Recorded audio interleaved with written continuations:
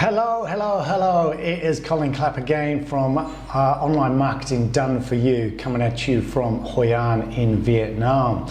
Okay, so this week we have been talking all about website return on investment and how ineffective websites, lead to poor website return on investment, and we're trying to do something about that. So I hope you've been enjoying these videos. Today's topic is we're going to delve a little bit into why you should care about this, and some symptoms of not appreciating the benefits of Google Analytics reporting. And it doesn't even have to be Google Analytics, but just benefits of analytics reporting in relation to your website effectiveness. So if you've been getting anything out of these videos, or you know people who are suffering from the symptoms that I'm about to talk about, unfulfilled website expectations, please make sure you share these videos. They're available on Facebook and YouTube, and 10-15 minutes of time, they could probably get a huge amount out of them, realizing that they don't need a new website, they just simply need a more effective website. Okay, so let's crack on. So I'll just a quick recap on Monday. So on Monday we covered, the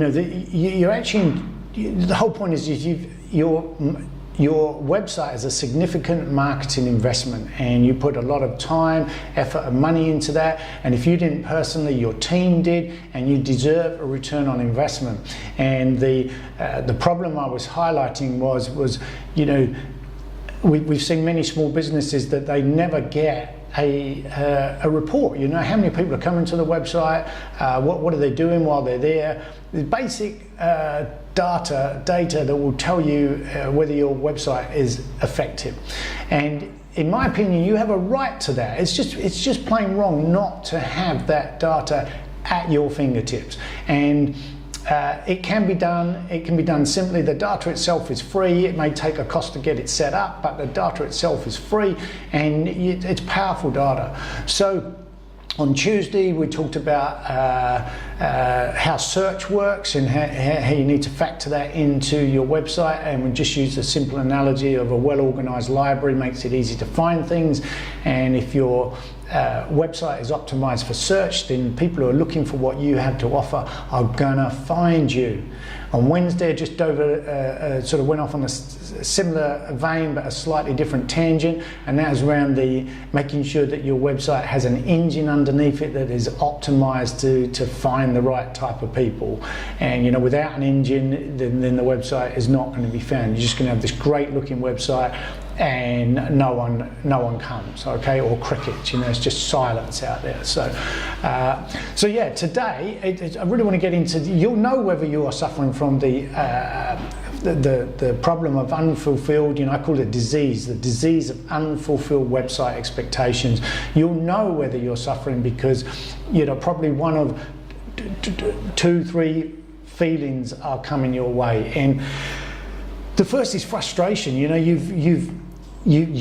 website's important to your business. You and the team have put a lot of time and effort into choosing colors, part of your brand, or working with a designer to get a great theme, making sure you got this on there and that on there, and making sure it looked good, as professional, represents what you're all about, got all your services on there, and that's all well and good. But after that, you've got no idea of whether people are coming, and then there's a frustration. Well, was it worth doing that? Was it worth putting all that time and effort into that page or that page or that page? And why? Why did we bother with all of that? So the frustration of looking great, it's like turning up at a party. You spend all that time getting prepared to go to the party.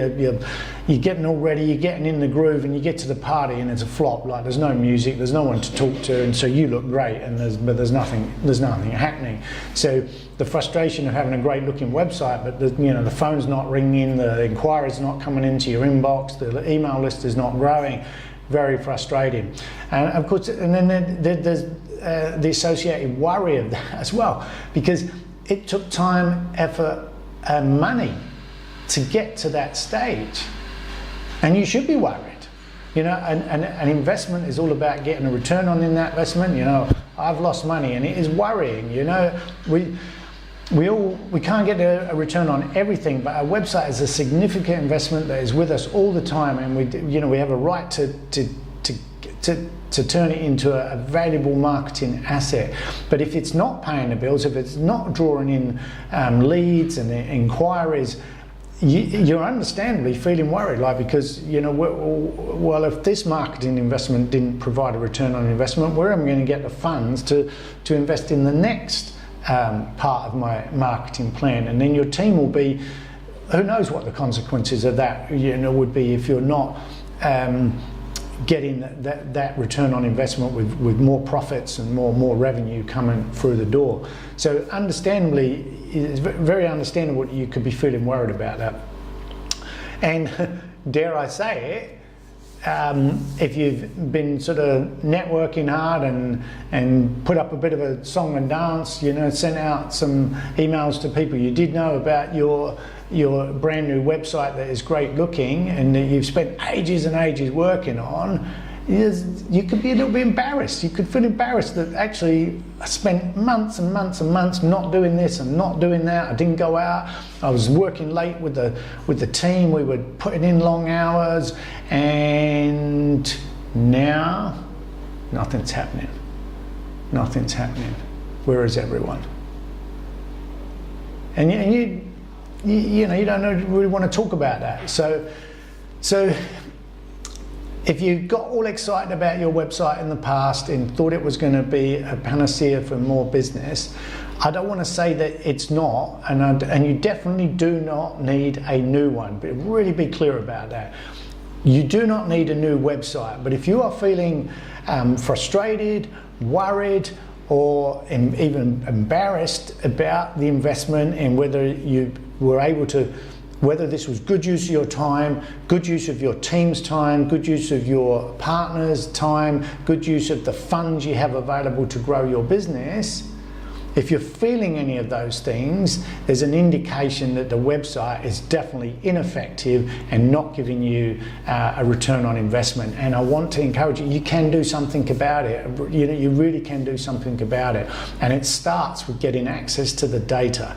Google Analytics is free data. Google wants you to succeed. Pause on that. Google wants you to succeed. Okay, because if you succeed, it means it is delivering on their promise of answering people's questions. So yeah, I talked about this on Monday. Google's model is that you've got to answer questions. That's all they care about. And if you do that well, Google wants you to succeed. So Google gives you plenty of guidelines to help you. If you don't know how to get all this, just ask your developer, okay?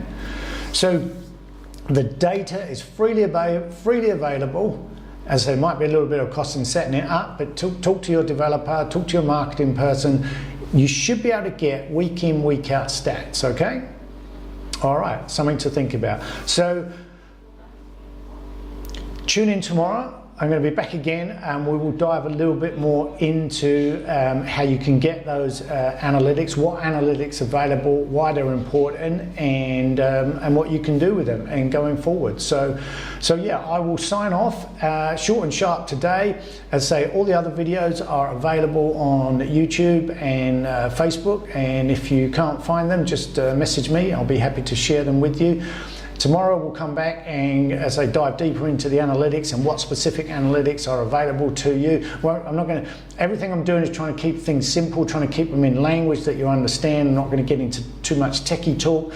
I want you to understand how you can get this data, how you can use it to your advantage, and get a return on investment on your website. So yeah, I'd love to hear, if you have watched some of the previous videos, I asked you to talk to your developer or someone in your marketing team and to get those stats. Have you asked for them? What did they say?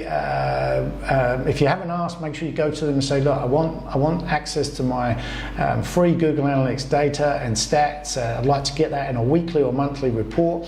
and see what answer you get, because that data is available to you. It can help you make better marketing decisions, get a better return on investment, and yeah, let's see what they say. So over and out from me, Colin Clapp, Online Marketing Done For You. I will see you next time. Okay, take care now. Bye bye.